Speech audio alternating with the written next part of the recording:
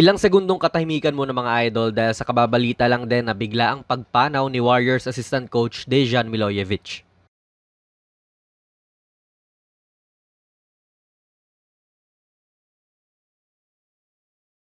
So official na nga to, medyo mainit-init pa na si Pascal Siakam nga ay na-trade patungong Indiana Pacers. Bale ito po ang structure ng trade.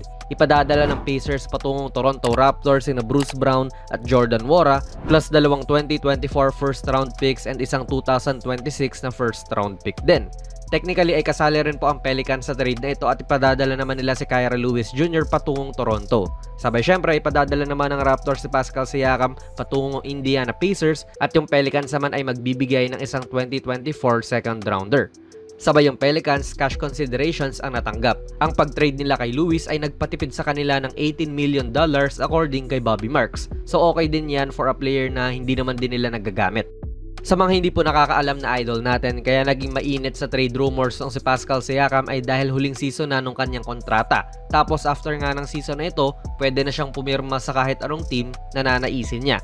And dahil committed na ang Raptors sa pagbuo ng team around dito kay Scottie Barnes na halos kaposisyon ni Siakam, edi ayos lang kung mawala sa kanilang team to. Although syempre, kung matalino kang general manager, hindi mo po hahayaan na aalis lang siya ng walang kapalit.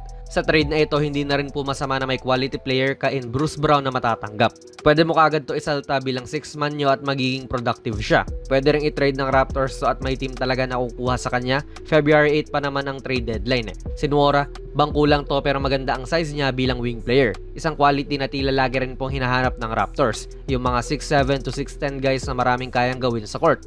Noong nabigyan siya ng chance ng Pacers last season dahil tinrade siya ng Bucks, nag-average po si Nwora ng 13 points at 4.7 rebounds in 25 minutes of action. May 42% pa yan sa tres. Playing time lang ang kailangan din ito, sadyang nabaon lang siya sa Pacers na may Hield, Brown, Nesmith at Mathurin na ahead sa kanya sa rotation. Si Kira Lewis Jr. halos hindi pinaglalaro ng Pelicans. Hindi ko na i-mention ang mga stats niya pero sa 4 na taon niya sa liga, yes, pang-4 na taon niya na po ito, 22 years old pa lang siya. Bata pa talaga at swak pa sa timeline na Scottie at Grady. Pero committed na syempre ang Toronto Raptors kay Quickley tapos meron pang Dennis Schroeder. So matik baka ibang kulang rin to ng Toronto. Pero another young gun din niya na malay mo, baka makuha niya ang kumpiyansa niya rito sa Raptors edi mas okay para sa kanila. Napaka-valuable din syempre nung tatlong first round picks na nakuha ng Toronto. Isipin mo, expiring na yung kontrata ni Siakam tapos may makukuha ka pang ganong kaganda na deal. Sa kabilang banda naman, bagay din naman si Pascal Siakam sa Indiana. Butas ang 4 nila talaga ngayon. Si Obi Toppin ang starting 4 nila, minsan si Jalen Smith. Wala talagang sigurado sa spot na yon mga idol. Pero with Siakam, covered na niya yung pangangailangan na yon. Bagay din po sila ni Miles Turner na magtambal sa frontcourt at parehas naman silang mga big man na kayang umiscore sa loob pati sa labas. Swiss Army knife din talaga si Pascal at kayang tauhin ang mga best forward ng kalaban. Kung naghahanda ang Pacers sa isang posibleng playoff series kalaban ng Boston Celtics or ang Milwaukee Bucks, swak na swak si Pascal dyan at may lehitimo ng tatao kay Giannis or kay Tatum. Not saying na mapipigilan niya yung mga yon pero may sapat siya na size, strength, experience, and speed para at least man lang makasabay. Plus, hopeful nga rin si Siakam na makakuha siya ng contract extension dito sa Pacers. So yung ganun palang na assurance ngayon makakampante kang sulit ang risk na binibigay mo. Hindi rin naman biro para sa Pacers na magbitaw ng 3 first round picks kahit nasabihin nating medyo hindi kalaliman ang draft na paparating. Sa nakikita ko mga idol, ang pagkuha kay Siakam ay hindi maglalagay sa Pacers bilang mga paborito sa East kasi andyan pa nga yung Celtics, Bucks, kahit na ilang beses na nilang natalo, pati Sixers.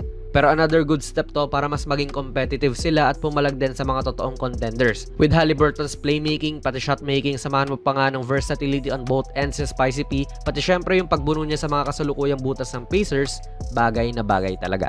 Hindi ko pa masasabi mga idol na panalo po ang Pacers dito kasi baka lang naman umalis lang din si Siakam kung hindi niya nagustuhan yung bago niyang team.